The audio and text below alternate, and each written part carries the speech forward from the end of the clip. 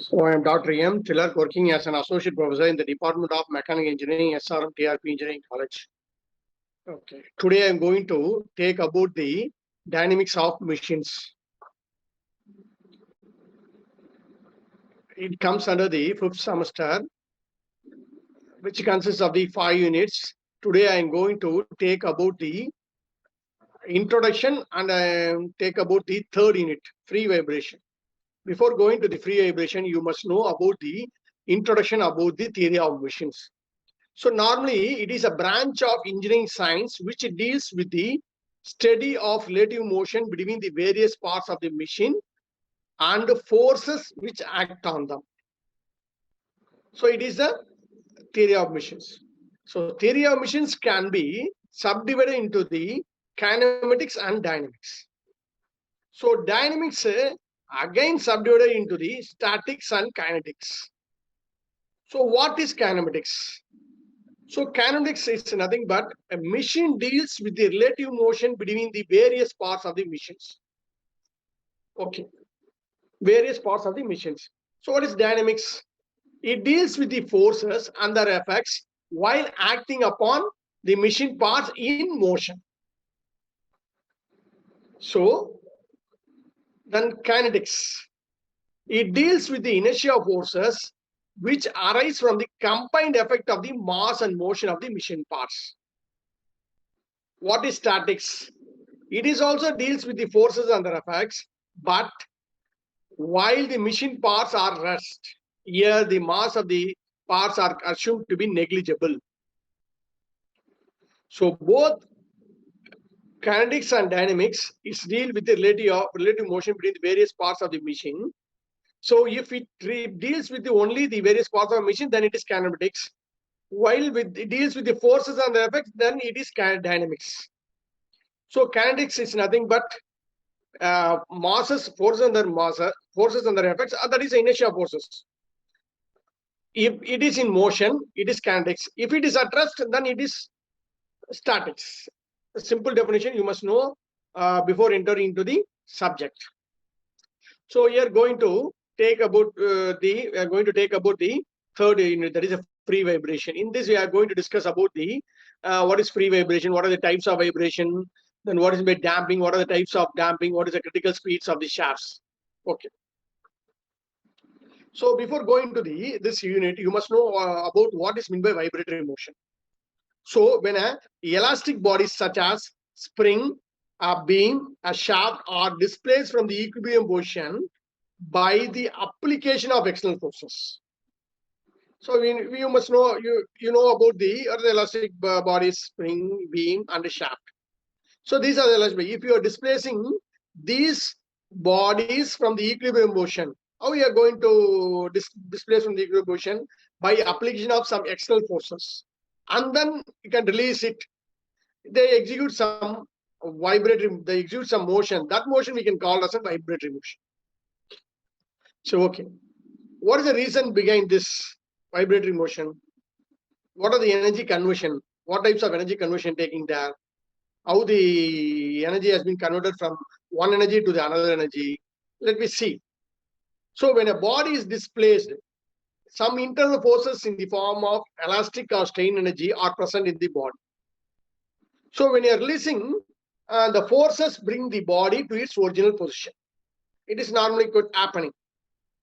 So when the body reaches the equilibrium position, the whole of the elastic or strain energy is converted into the kinetic energy, due to which only the body continues to move in opposite direction. So here, the whole of the kinetic energy is again converted into strain energy, due to which the body again returns to its equilibrium position. In this way, the motion is repeated indefinitely. That's why the vibrating motion happens. So you must know, from these energy conversion only, the vibrating motion is continuously repeated indefinitely. So I think all of you have a good idea about the energy conversion, what is happened in the vibratory motion. So before going to the vibratory motion, in detail, you must know about the basic terms involved in the vibratory motion. So what is first one is you must know about the time period or period of vibration. So normally what is the time period? It is a time interval after which the motion is repeated itself. So normally the motion is repeated, as I already told, the repeated indefinitely. That is a period of vibration normally is usually in expressed in seconds. That is a time interval after which the motion is repeated itself. Then second one is a cycle. So it is a motion completed during the one time period. What it is a cycle. Then frequency. Normally you know about the frequency. It is a number of cycles described in 1 second. Okay. Next, the types of vibrations. What is the types of vibration? There are the three types of vibrations. One is the free or natural vibration. Second one is the force vibration. And third one is the damped vibrations. So there are the three types of vibrations. Free or natural vibrations. Second one is the force vibration. Third one is the damped vibrations. What is the free vibrations? So when no external forces acts on the body after giving it an initial displacement, then the body is said to be an under free or natural vibrations. Then next, what is the force vibration? So if there is no external forces, then it is a free vibration. If the body vibrates under the influence of an external forces, then the body is said to be under force vibrations. The external force applied to the body, what type of force? It is a periodic disturbing force. How it is? It is created by an unbalance. What is by damped vibrations? When there is a reduction in amplitude of on every cycle of vibration, the motion is said to be damped. So there is a reduction in amplitude of vibrations.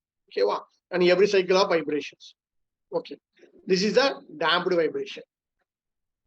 So the types of free vibrations means types of vibration means you must know the free vibration or natural vibrations.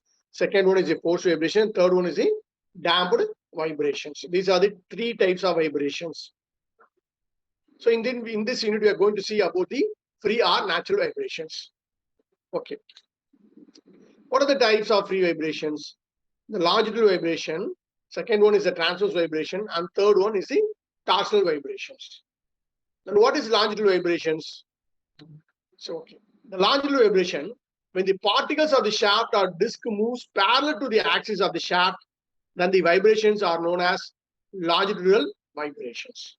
See in the diagram, the shaft moves parallel to the axis of the shaft. So this is the axis, this is the axis of the shaft. So this is the axis.